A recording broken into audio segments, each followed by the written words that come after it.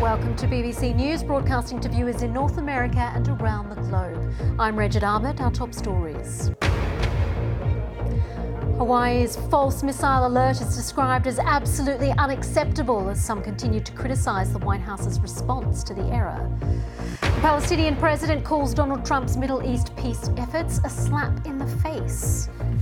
A senior diplomat advising on the Rohingya crisis tells the BBC Aung San Suu Kyi must do more to speak out against hate.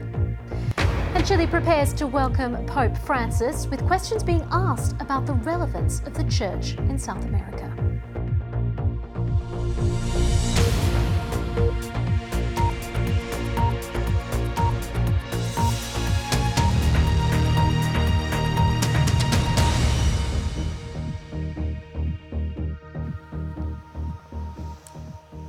The man leading the inquiry into how a warning of an imminent missile attack was mistakenly sent to people in Hawaii says the state didn't have reasonable safeguards in place to prevent the mistake. The false alarm on Saturday led to widespread panic. President Trump has until now remained silent on the incident and faced criticism over his muted response. But a short while ago, he was asked about what happened.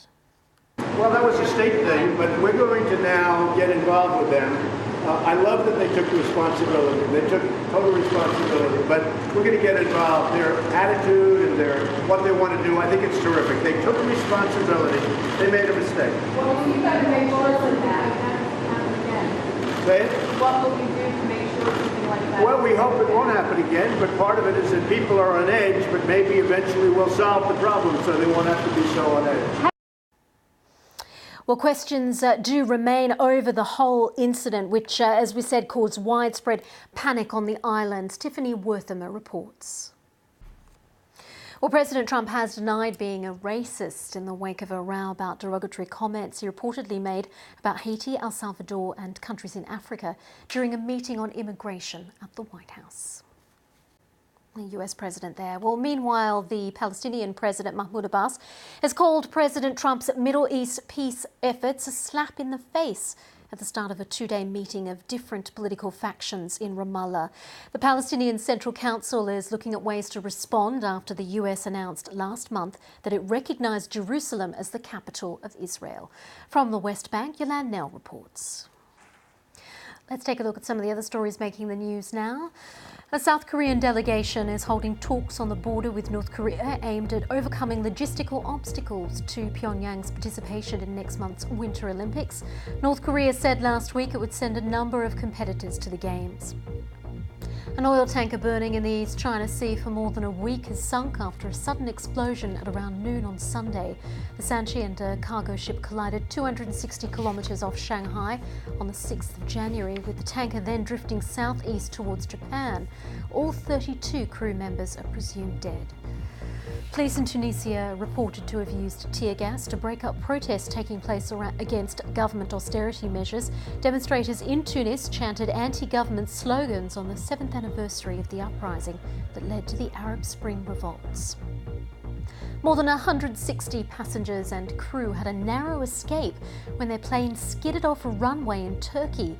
The Boeing 737 slid down a steep slope, coming to rest just a few metres from the edge of the Black Sea. One of the plane's engines broke off, ending up in the water. No passengers or crew were hurt. Well, two of the world's leading fashion photographers have been suspended from working for Vogue and other magazines owned by the publishing house Condé Nast.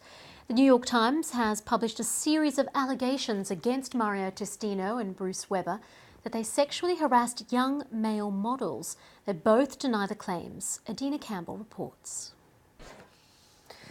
Now, this Monday morning, BBC News will begin a day of live reporting from what's become the world's largest refugee camp. Nestled in the southeastern corner of Bangladesh, just a few kilometres from Myanmar's western border, Cox's Bazar has become home to hundreds of thousands of Muslim Rohingya refugees who've fled violence in Rakhine State in Myanmar. Since last August alone, more than 650,000 Rohingya are thought to have crossed into Bangladesh following a military crackdown by Myanmar's army. That brings the total number of Burmese Rohingya refugees in Bangladesh to more than 860,000. The UN says that around 60% of the Rohingya refugees in Bangladesh are children, many of whom have been separated from their families or fled on their own. Well, former Dutch diplomat Letitia van den Assum served on a commission looking into tensions in Rakhine State. She's been speaking to our Southeast Asia correspondent Jonathan Head, who began by asking her about the prospect of overcoming mistrust and fear between communities there. And the Day of Lives from the Cox's Bazar refugee camp in Bangladesh will begin here on BBC World News at 0500 GMT. Well, do stay with us on BBC News because still to come, Japan's Prime Minister pays tribute to the diplomat who saved 6,000 Jewish people from the Holocaust.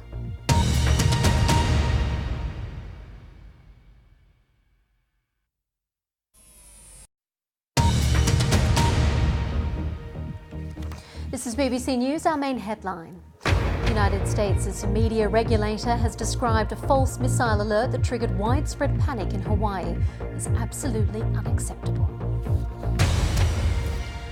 Well, let's stay with that story now. Steve Herman is White House bureau chief with Voice of America News, and he's in Alexandria, Virginia for us.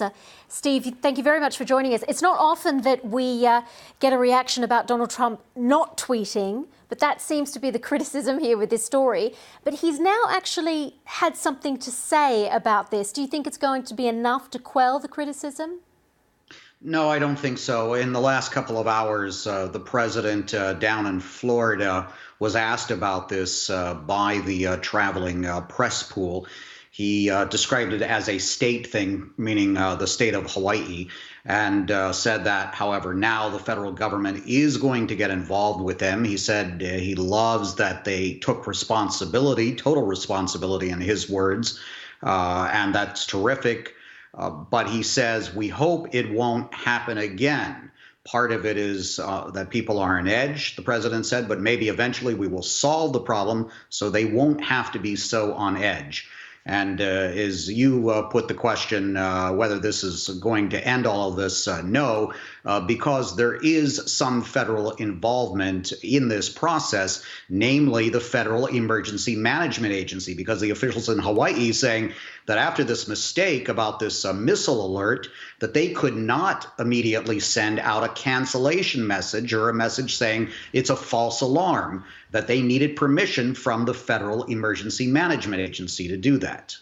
We'll get on to those specifics in a moment, but this criticism that Donald Trump has come under, do you think it's fair? Before Donald Trump, the White House wouldn't have necessarily tweeted about something like this. They would have just sent a statement to mainstream media. Is it fair that he's coming under such criticism for not saying anything? Maybe it was the right thing to do. Well, we don't know exactly when he was informed. We know that he was at his golf club in Palm Beach, Florida, but we don't know if he was actually was briefed on it quite quickly by the deputy national security advisor who was traveling from him. But in this case, what was needed was for messages to go out to the people of Hawaii. The bulletins had gone out on radio and television stations in Hawaii and to many cell phones in the state. So obviously, the president saying something on Twitter might have helped mitigate the situation, but it really was what was needed was for the people in Hawaii to get the messages just like they had gotten the original alert, which was a false alarm, of course. Certainly now it's being looked at, as you say, how to improve these alert systems. But just briefly, is part of the attention on this that people have realised what a real missile scare might be like on Hawaii? Oh, absolutely. Certainly. Tension has been high there for some months. The state has been very proactive in preparing for a possible attack. Presumably that would come from North Korea. They have been doing drills. This was a drill that was going on during a shift change, as the officials there have described it. And what they're saying is that the operator had a drop-down menu on his computer, and his two choices were test missile alert and missile alert, and he chose the wrong one. So now they're initiating a system that will require two people before you send out such a message. Steve Herman, White House Bureau Chief with Voice of America News. Thank you very much for that analysis, and I'm sure we'll see more as the days go on. Sure. Well, Pope Francis starts a trip to South America on Monday. The Church's credibility has been severely damaged in these staunchly Catholic countries by sexual abuse scandals. Pope Francis will arrive in the Chilean capital Santiago for the first leg of the trip before moving north to Peru on Thursday. But he won't be visiting his home country of Argentina, as Andrew Plant reports. Well, Japan's Prime Minister Shinzo Abe has paid tribute in Lithuania to a Japanese diplomat who saved 6,000 Jewish people from the Holocaust. Chione Sugihara defied Tokyo to issue visas to Jewish refugees, allowing them to escape to Japan and elsewhere. Janie Mitchell has more. The Volvo Ocean Race is a yacht race around the world that takes place every 3 years. The current leg is a 4,000 nautical mile slog starting in Australia and finishing in China. But for the current leaders, the latest stage took a dramatic turn, as the BBC's Tim Orman explains. Before we go, the Philippines has warned that the country's most active volcano could erupt within days. The Mayon volcano in the northeastern Albay province has been pumping out steam and ash plumes for 24 hours. You can see it in those pictures there.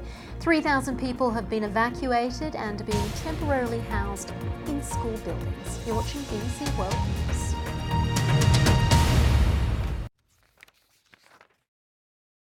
Hello. After a fairly quiet spell of weather, there is a lot of weather coming our way over the next few days. It starts with wet and windy